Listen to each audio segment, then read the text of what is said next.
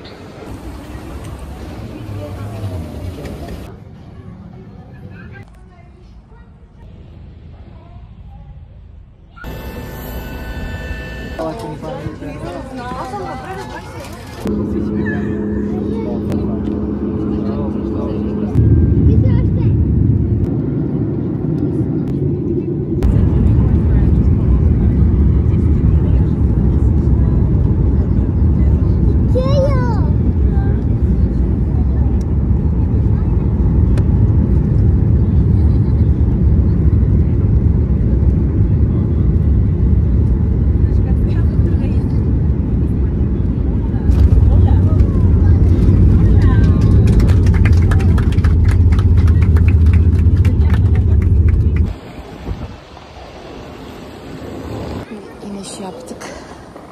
Beni almaya gelecek olan kişiyi bulacağız. Çıkışı bulacağız yani önce aslında. Bulalım bakalım. Buldum. Buraya 10 dakika içinde geleceklermiş. Etrafı göstereyim.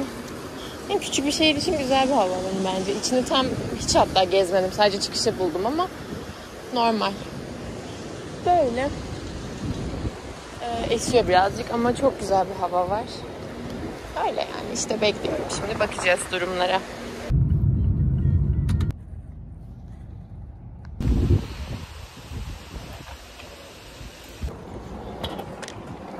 Buna cevap henüz gelmediği için markete geldim. Böyle bir caddeye çıktı.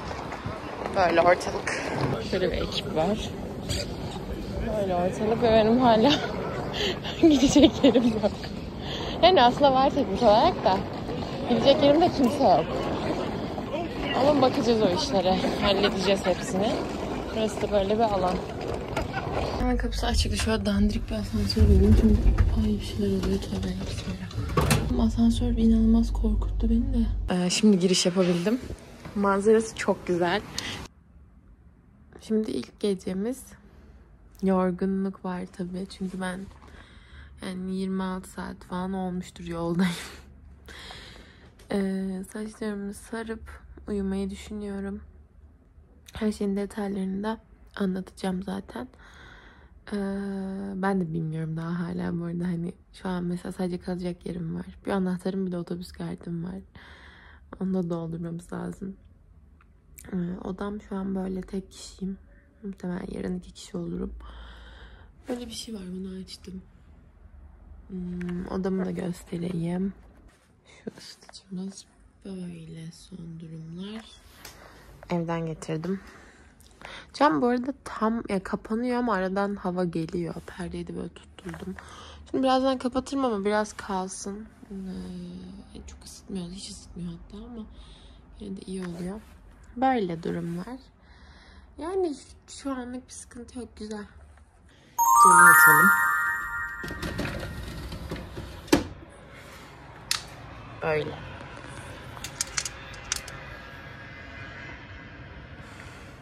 Bilmiyorum. Benim çok hoşuma gitti. Çünkü ben böyle yerleri çok severim. Çünkü hava serin bu arada şu an. Üşütmüyor ama serin. Hani sabah serinliği olur ya yaz günlerinde. Tam öyle bir serinlik. Zaten öyle bir hava. Hani eve baktım. Sabah kalorifer yok. Şöyle dandirik bir şeyimiz var. Ama kalorifer yok. Güzel bir şey. Bence güzel bir mesaj bu. Bu arada balkonumuz varmış. Ben dün görmedim bunu. Güzel duruyor. Balkondan da yine benim odanın tarafına bakıyor. Ortak alan. Mutfağı da çekeyim. Kimse yoktur muhtemelen. Şurası giriş kapısı bu arada. Çok güvenli. Çamaşır makinesi falan var. Bugün inşallah benim de deterjanım olacak burada. Genel olarak mutfak böyle. Çöpler ayırmışlar, kağıt. Geri kalanlar ve o tıklar. Büyük tıklar. Burası nereye bakıyor? Burası da dün benim yürüdüğüm yola bakıyor, yan tarafı. Okey. Böyle yani ortalık. Şunlar ortak şeylermiş. öncekilerden falan kalan. İşte şunlar dünkü kızlardan birinin. Şurası da öbürünün galiba. Ellerim falan çok şişti.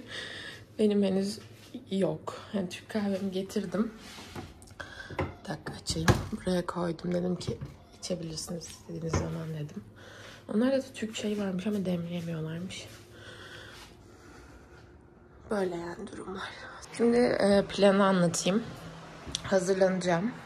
Sonra Tabaka Shop'tan kartımı dolduracağım. Onu herhalde çantama koydum.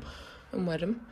Sonra da yine bunlarla birlikte dışarıda iken market ihtiyaçlarımı gidereceğim ve birkaç almam gereken bir şey var. Öyle hani bir AVM gibi bir şey buldum. Oraya falan bakacağım. Sonra onları gelip eve bırakırım muhtemelen. Otobüs kartım olacağını umarak. En kötü kredi kartı geçiyorsa onu basarım. Sonra geleceğim, onları bırakacağım umarım ve sahile gitmeyi düşünüyorum. Denize girer miyim şüpheli. Ama yanıma yine de götüreceğim. Kavga çıktı sanırım. Bu adam çocuğun telefonunu mu çaldı, bir şey oldu. Gözükmüyor ona.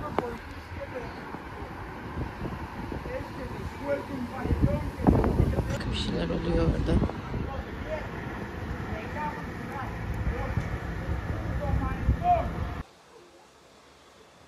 Bu da ben.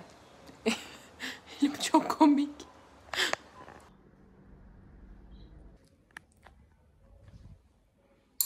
Binanın içi de böyle. Tamam, abartma. Burası bizim balkon sanırım. Şurası da benim, yani şunun yanındaki de benim oda olması lazım ama emin değilim. Camı açık bırakıp gitmiştim, oradır. Öyle. Şimdi ben bir gideyim bakalım.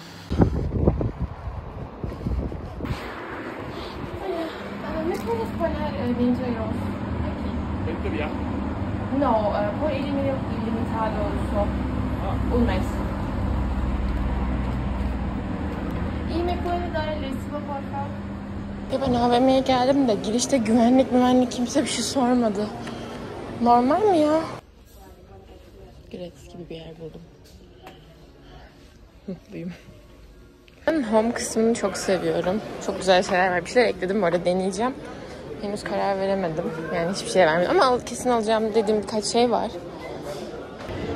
Sanırım çok turist alan bir yer değil. İngilizce çok tercih etmiyor. Yani ben konuşmadıkça konuşmuyorlar. Ben de konuşmuyorum. Maruz kalma diye geçiyor. Ben kamerayı şu an çok sallıyorum. Çünkü kolumdaki çanta bir tık hafiften ağır.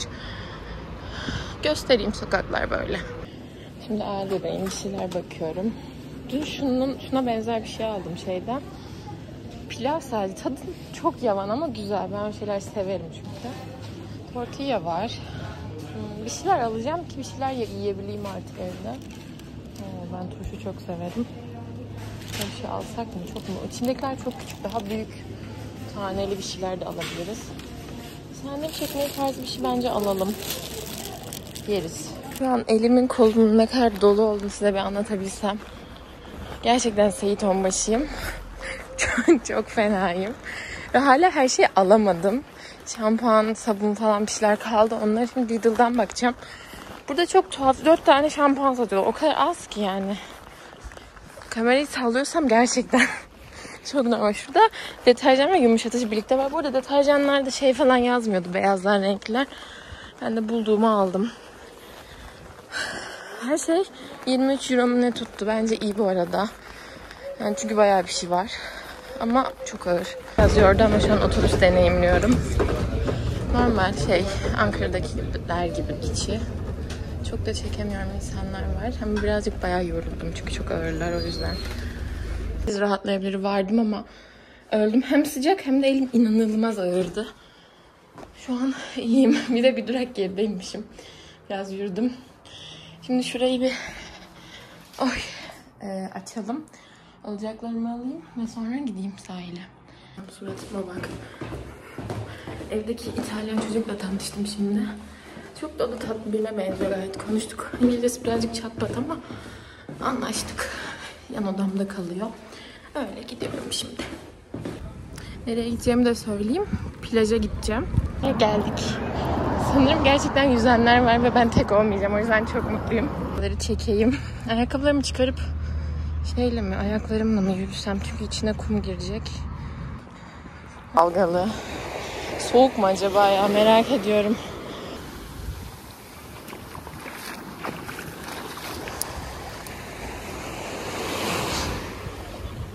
Sana olacağım gelini.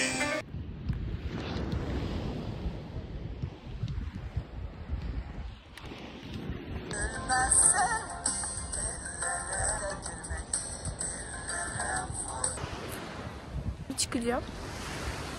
Eşyalarımı alacağım. Eve gidip çamaşır atıp halledeceğim. Sanırım otobüse döneceğim. Birazcık ayaklarım kumda çok yürüdüm ben. Acıyor. Nereden nereye yürüdüğümü hemen göstereyim. Şu beyaz bina var ya. Şu. Sanıyorum ki oradan buraya yürüdüm. Çok gözükmüyor gibi kamerada ama sahil şeridi uzun bayağı. Daha da gidiyor. Öyle oldu. Bayağı yürüdüm yani. Kumda yürünce bazı yerlerde çok taşlıydı. Ayaklarımın altı bayağı acıyor. Her yerimde kum var. Eve almayacaklar. Böyle. Bilmiyorum. Çok beğendim burayı yani. Deniz olan bir yer ne kadar kötü olabilir bilmiyorum ama iyi geldi, güzel. 1 milyoncu buldum. Öyle. Terlik alacağım. Bir de saklama kabı sanırım. Bir de bardak almak istiyorum. Bardağım yok. Bardakları çok beğenmedim. Belki kaşık çatal gibi bir şeydi. Yani da çocuk beslenme kaplarından mı alsam? Acaba bunlar ne kadar? Çocuk etmez. Rahat olacaksın. Dakika bir milyoncu buldum. Önümden geçtim tesadüf. Alacağım bir iki şey buradan aldım. Bir iki şey terlik ve saklama kabı. Saklama kabının lazım olacağını düşünüyorum. Yani şu an bir şeyim yok ama lazım olur o yani. Bir salata falan yaparsam da yiyebileceğim bir boyutta aldım. Çok da büyük değil, gösteririm. Bir de terlik. Şimdi benim parmak arası terliklerim var. Onu evin içine giyemiyorum. Ayağım çıplak oluyor. Çok sevdiğim bir durum değil. Duşta giymek istiyorum bir de onu sadece yani. Hani duş özel ya da sahil özel. Bir böyle Crocs ayarında bir terlik bugün baktım. Primark'ta çok ilginç bir şekilde yoktu. Hep içi tüylü vardı. Ben de burada buldum.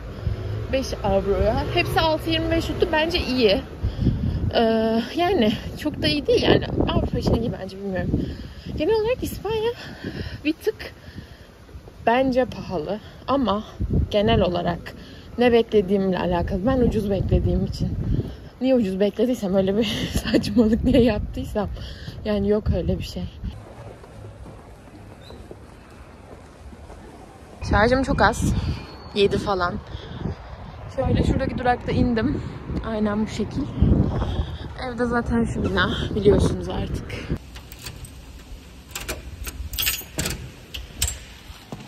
I mean, it's not difficult. Sí, pero italianos tienen muchos tipos de pasta, ¿no? Sí, el risotto. Sí, También, sí. Latte en italiano. Y estaba frío, pero estaba bien. I liked it.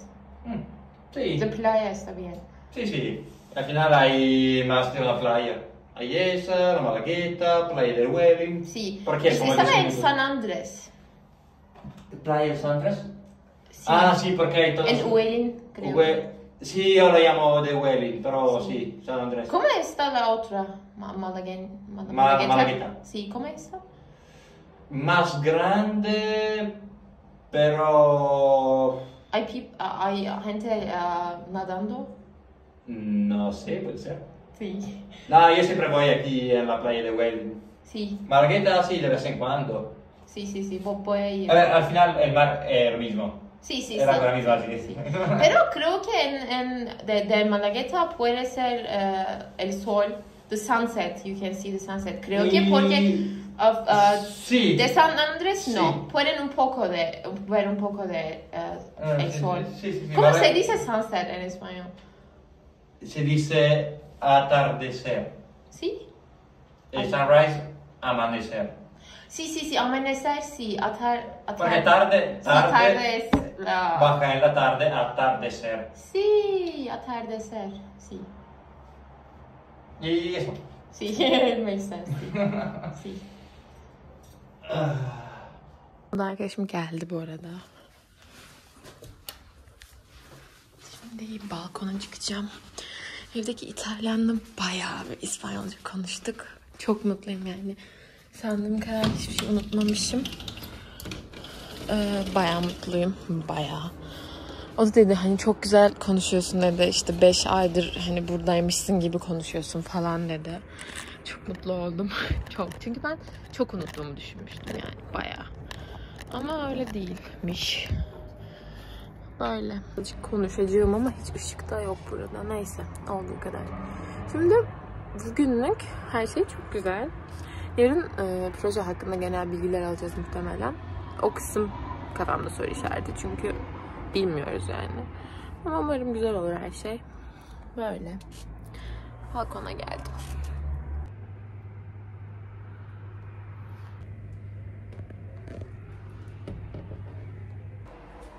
İyi mi? Bence birazdan ısınır. Değil mi ya? Şey de öyle gösteriyor ama bence de ısınır. 14 derece diye yine bildirim gelmiş bana. Yağış olur mu acaba? Yağış yok, gözükmüyor.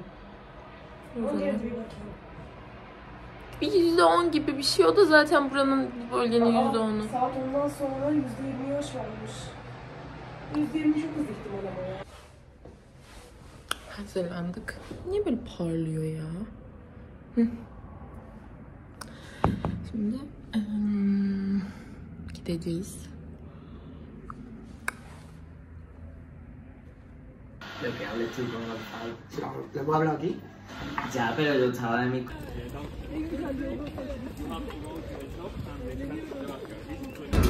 Otobüsteyiz. Onlar kaybolursa hiçbir yeri bulamazlar. İnternetleri yok. O yüzden birazcık ortalığa hakim olmaya çalışıyorum. Çok havalıyım. Sipariş vakti. E-S-E-M. E-S-E-M. M. Es un nombre turco. Somos de Turquía. Claro, inglés más o menos, pero Sí, sí, sí. escuchado de Sí, es diferente. Buradan dolduruyormuşuz sanırım. ya da suyla değiştir. ¿Es posible cambiar la bebida con agua? Sí, Sí. Como sí. Gracias.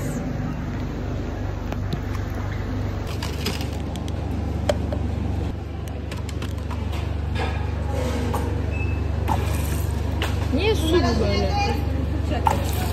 Evet de su, bayağı yarısı su.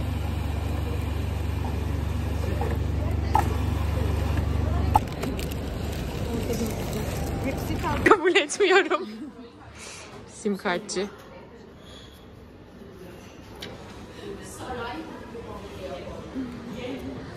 Şimdi Migros gibi bir markete geldik. Köpüğü mü var? Hindistan cevizi yağlı. Türkiye'de yok. Ve 40 lira falan. Comprando tres, uno gratis. Bak şimdi. 3 al 1 bedava diyorsun. Şimdi bu ikili alımda mı? Ha, teklisi 3.70. Teklisi de çok ucuz bu arada. İkilisi daha da ucuz. Çok şaşkınım şu an. Saç spreyi belki alınabilir. Yani bu market şu an beni mutlu etti. Güzel. Nasıl bir yer? Hola. ¿Con qué compañía llevas la luz? Apartamento. Sí. Ah, bueno. ¿Qué es la luz? La luz. Aquí cobro factura de luz. ¿Cómo? Energy. Sí. La factura. Sí, no sé, no pago. Ah, bueno. Sí, no pago. Bueno, pues con gusto. Gracias. Ne anlatıyorsun dayı ya? Gelmiş bana ışık bir şey diyor. Ben ne ışığını bilmiyorum. Hola. Hazır kimsecikler yok iken buraları çekeyim. Salça falan var. Almadım. Çünkü ben daha mutfağa girmedim bir şey pişirmek için. Şu an çikolata ve ıslak mendil var sepetimde. Böyle. Keyfim çok yerinde çünkü bugün bayağı bir İspanyolca konuştum ve bayağı bir konuşabildim. Kadın falan şey dedi işte hani benim İngilizcemden çok daha iyi biliyorsun, çok iyi konuşuyorsun, hani İspanyolca konuşalım falan dedi. Ben de dedim olur. Tekrar Primark. Dünden bugüne neler değişmiş bilmiyorum. Ben çanta aldım. Yani çünkü benimkinin fermuarı bozuldu. Nereden aldım ben bunu? Pull&Bear'den almışım. 13 euroya düşmüş. Ben Şu İtalyanı çağıralım da şimdi yok ki soralım bari. Bir de şimdi tüp patlamasın. yemin ederim şunu yakabilir misin ya? Sorry about that. We set up the camera there. Sorry. Am I in the... Is it okay for you? I can just cut it. No, it's okay. I just... Yemeği bu şekilde. Gnocchi. Ben bunu tadı çok kötü diye birazcık baharatlarla, peynirle falan bir şeyler yaptım. Tavuklar var. Tinto de Verano, Sezar sosu. Gün 2'den günaydın. Resmen burası niye bir tuhaf. Neyse. Bugün çalışacağımız mutfaklara gidiyoruz. Başlıyoruz yani aslında. Bakalım nasıl bir şey olacak. Biz de bilmiyoruz. Bakacağız. Öyle. Ortalık. Bugün hava birazcık kapalı. Şöyle ortalık. Öyle. İşte bizim ortalık. Şimdi duraktayız ve bir yoğunluk hakim.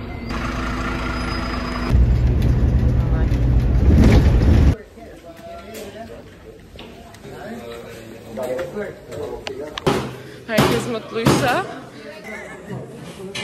ben de böyle. Keyfimiz yerinde. Biz Ezer'le çok... Türkler de çok fena Türkler. Mammal tekrar. Amo. Çıkartamadım. Herkese evden selam. İlk günü bitirdik. Konuşacağız. Gayet iyi. Şimdi plaja gidiyorum. Şehirden gelmenin garanticiliği sayesinde kabanım. İçimde yüzme kıyafetlerim. Burada da plaj çantası denebilecek, içinde gerekli malzemelerin bulunduğu bir çanta. Soğuk şehirden gelince böyle oluyor demek ki. Öyle yani. Bu sefer farklı bir plaja geldim. Malageta'ya. Burası esiyor, bayağı sıcak olur diye düşündüm hatta. İçime de yüzme giysilerimi giyip geldim ama yok. Bir de kıyı tarafı birazcık, bakın fark ediliyor mu kamerada bilmiyorum. Böyle koyu renkli, arkası açık, çok güzel ama sanırım bugün yüzmekten yana şansımız kapalı ama yani sahilde durabiliriz. Güneşi batırabiliriz. Öyle. Ama yine de çok güzel yani. Ama soğuk. Yani şu an estikçe de üşüyorum. Zaten kabanımla geldim.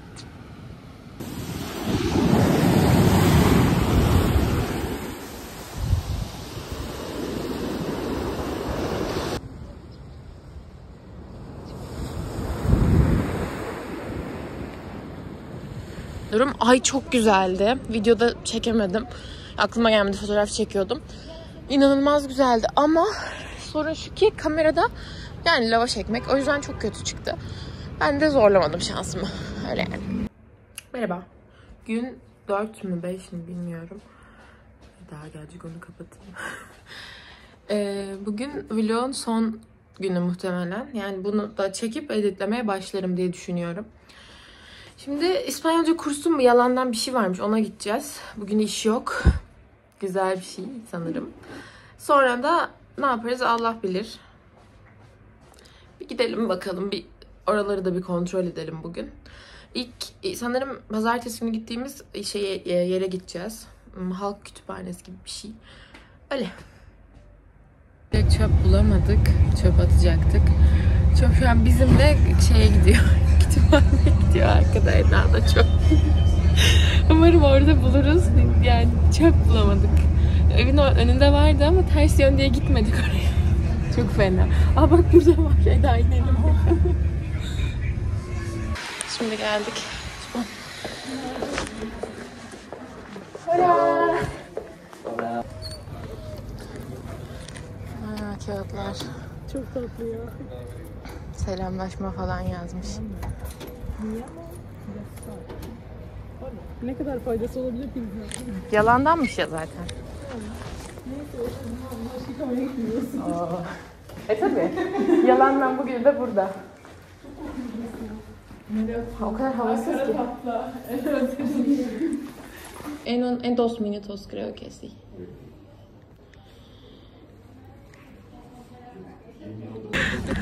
Şimdi çıktık kurstan, gidiyoruz. Malaga Bit Pazarı'ndayız. Böyle. Havlu seti mi 6 euro? Öyleyse iyi. Kazaklar, şeyler. Pazardayız. Ecem. Ne oldu? Şu büyük valiz gibi şeyler 16'ymış. Sordum. İyi bence 16 bu arada. Böyle terlik, merlik, ayakkabı. Buraya da bakalım. Burası bizim üniversitedeki hocaların kıyafetlerini aldığı yer olarak geçiyor. O şekilde. Öyle. ¿Un euro sí? Un euro, sí. Vale. ¿Te lo pongo? Sí, sí, sí. Toma ahí. Un momento.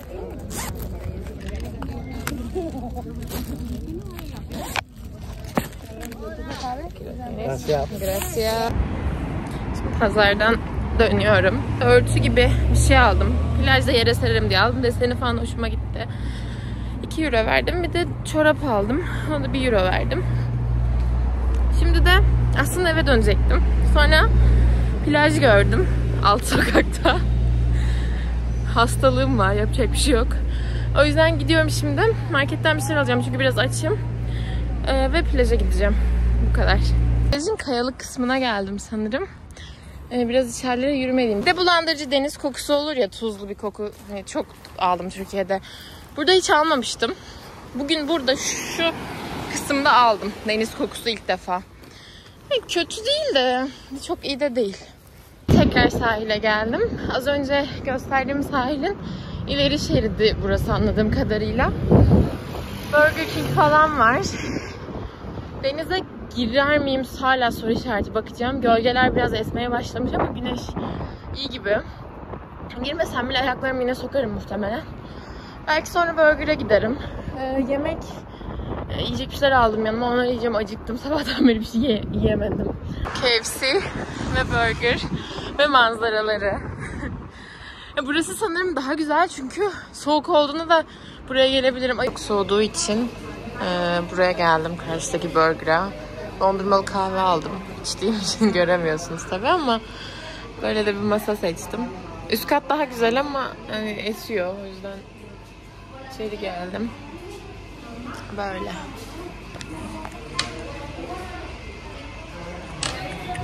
Şunu izleyip gideceğim. Şurada bir gemi var, görebiliyor musunuz? Kamerada çıkıyor mu? Çıkıyor. Şu.